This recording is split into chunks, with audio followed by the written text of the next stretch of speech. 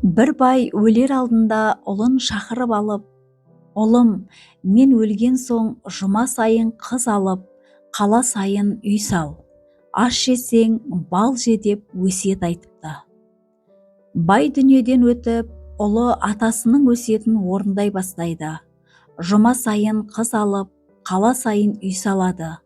Ас ішсе, бал ішіп, ақшасын бітіреді. Сөйтіп жігіт далаға шығып біраз жүріп, бір үйілген тастың тасасына отырып, бөркін қолына алып, басын ұстап отырған уақытта бір жақтан бір шал келіп жігітке сәлем береді. Жігіт сәлемін алған соң, ол адам жанына отырады да жігітке «Неғып отырсың?» дейді. Жігіт «Жай отырмын» деп жауап береді. Шал «Шыныңды айт» деп қыса бастайды. Жігіт еш нәрсе айтпайды. Шал «Сырыңды жасырма, мен саған жақсылық көрсетемін» дейді. Жігіт «Менің атам бай адам еді. Сол атамның өлер алдында айтқан өсиетін орындаймын деп кедей болдым» дейді. Шал «Қандай өсиет айтып еді?» дейді. Жігіт әуелгі өсиеті «Мен өлген соң жұма сайын қыз ал» деп еді. Мен атамның сол өсиетін тұтып, жұма сайын қыз алдым. Екінші өсиеті «Қала сайын үй сал» деп еді. Мен қала сайын үй салдым.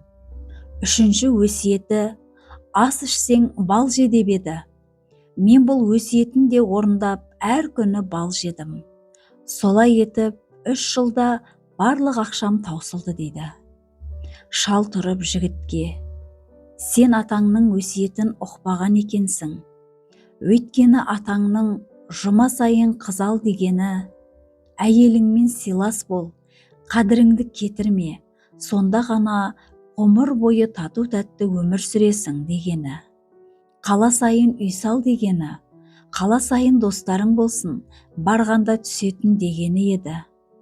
Ас ішсең, бал же дегені, еңбек істеп, ас ішсең, балдан тәтті болады деген еді, деп қарт өз жөніне кетіпті. Жігіт әкесінің терең мағыналы өсиетіне сонда ғана түсініпті.